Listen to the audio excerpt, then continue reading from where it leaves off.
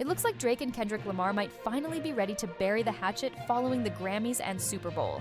According to insider reports, Drake has decided to set his ego aside and reach out to Kendrick in an attempt to end their long-standing feud. As surprising as this may sound, it actually makes sense when you look at everything that has transpired in recent days. Drake has been taking one hit after another ever since Kendrick released They Not Like Us and Squabble Up. His response finally came through Future and Metro Boomin's latest album. But the situation has only worsened for him. For months, Drake has been on a downward spiral, voicing his frustrations with Spotify and even filing a lawsuit against his own record label, accusing them of working against him. The whole ordeal has been nothing short of chaotic. But the real question is, why is Drake suddenly pushing for peace with Kendrick? The timing feels off, and something about it doesn't seem right. At this point, Drake is probably regretting ever engaging in this feud, as it has left him in one of the most vulnerable positions of his career, while he still has a loyal fan base that stands by him no matter what. Public sentiment seems to be largely in Kendrick's favor. If this rivalry has proven anything, it's that even industry heavyweights are backing Kendrick over Drake. Take, for instance, Serena Williams, who was seen walking to They Not Like Us at an award show last year, a moment that spoke volumes, and that's just scratching the surface. Metro Boomin and Future also made it abundantly clear where they stood throughout the feud. Metro even called Drake out for alleged behind-the-scenes tactics. He tweeted, "I'm lame, but the first week after Like That, you tried to block. That radio play. I've been sitting on this email for a month now, but was just sparing you. Oh, you ain't like that record?" He also hinted that he had some serious dirt on Drake that could change everything. This is coming from the same Metro Boomin who helped fuel the whole BBL Drizzy wave. But then Rick Ross entered the picture, and his stance was crystal clear. He was backing Kendrick as well. To be fair, Ross had a reason. Drake mentioned him in a Kendrick diss track, Push-Ups, without any provocation. In the track, Drake rapped, "I'ma take your latest girl and cuff her like I'm Ricky. Can't believe he jumping in this ninja turning 50. Every song that made it on the chart he got from Drizzy. Spend that little check, you gotta stay out of my business." Drake dragged Rick Ross into the feud simply because Ross was featured on Metro Boomin's project. Ross, however, wasn't about to let that slide.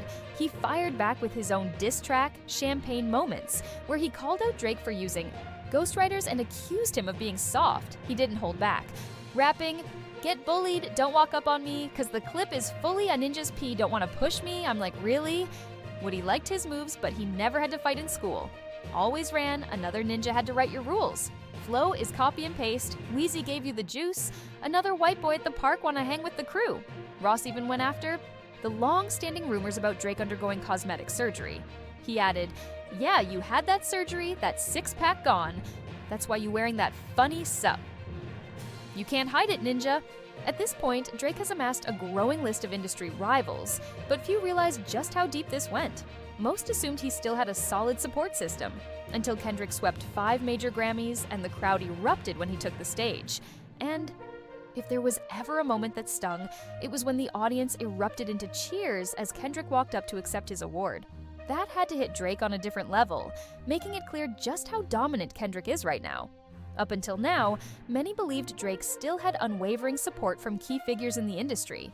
His influence was undeniable, and despite recent tensions, it seemed like the industry's biggest names still stood by him.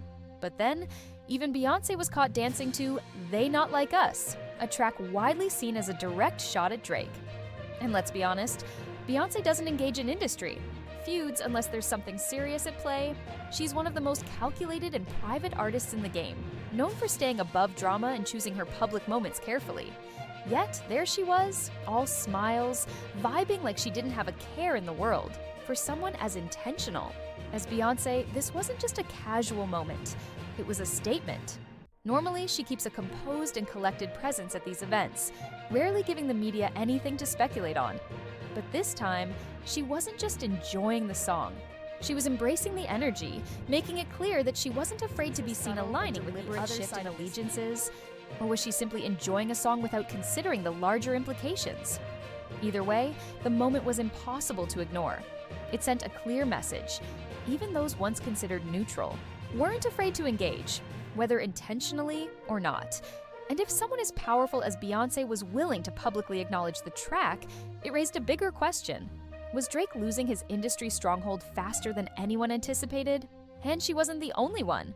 Taylor Swift was also spotted attempting a crip walk of her own, but the real shock of the night? Even Drake's own camp seemed to turn against him. Drake is signed to Universal Music Group, UMG, and its CEO, Lucian Grange, should theoretically be in his corner. After all, Drake has been one of their most profitable artists. Yet, when Kendrick won Song of the Year, cameras caught Lucian high-fiving Dr. Dre with visible excitement. They celebrated Kendrick's victory like it was their own. That's when it became clear. Even Drake's own label might not be backing him anymore. But why would UMG turn on him? It all comes down to one thing: Drake's ongoing war with Universal. After Kendrick was announced as the Super Bowl headliner, Drake didn't just accept the loss quietly. Instead, he took legal action, filing lawsuits against Universal Music Group and Spotify, accusing them of manipulating streaming numbers to push Kendrick's diss track, "They Not Like Us," to the top of the charts. To Drake, this wasn't just industry politics. It was a calculated effort to tear him down while giving Kendrick an unfair advantage. However, instead of winning sympathy, his legal move completely backfired. The entire industry turned against him overnight. Social media tore into him, while critics claimed he was only proving Kendrick right, desperate, out of touch, and grasping at straws. And if that wasn't bad enough, Kendrick's colonizer insult took on a new life, with fans clowning Drake even harder for trying to use lawsuits to dodge an L. The backlash was swift, and Drake's industry standing took a serious hit. People started calling him a Karen for taking a rap battle to court. What initially seemed like a social media trend quickly escalated into a much bigger issue. Because Drake's lawsuit wasn't just about streaming numbers, it was exposing major fractures in his relationship with Universal. For years, UMG had been one of Drake's strongest allies, reportedly going to great lengths to protect him from scandals that could have derailed his career. Their partnership wasn't just about music, it was about power, influence, and control. In 2021, UMG handed Drake an unprecedented $500 million deal, setting him apart from every other rapper in the industry. It wasn't just the money.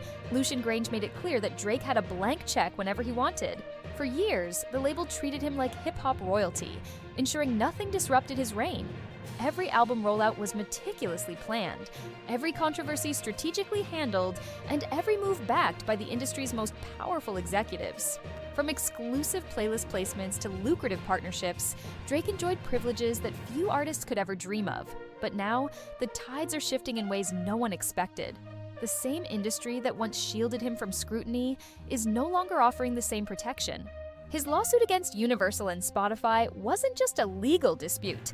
It was a declaration of war against the very system that had kept him at the top for over a decade. By suing the very company that had long shielded him, Drake wasn't just burning bridges. He was dismantling the empire they built together. Universal had played a key role in his dominance, leveraging their industry power to keep him in the spotlight. But by taking legal action, Drake essentially positioned himself as a threat rather than an asset. This wasn't just about royalties or contracts. It was a shift in loyalty, a sign that the once unbreakable alliance between him and the label was cracking. Now, many are wondering, was this lawsuit just the beginning of something bigger, or was there an even deeper power struggle happening? Behind the scenes? Was Drake genuinely fighting for artistic control and fair compensation, or was this a desperate attempt to regain power as his influence started to wane? Some insiders speculate that this is part of a larger industry shakeup, one where streaming services, record labels, and artists are engaged in a silent battle over control and profits. Whatever the case, one thing is clear: the days of Drake being untouchable in the industry are over. The lawsuit may just be the first domino to fall in a much larger game of power and survival,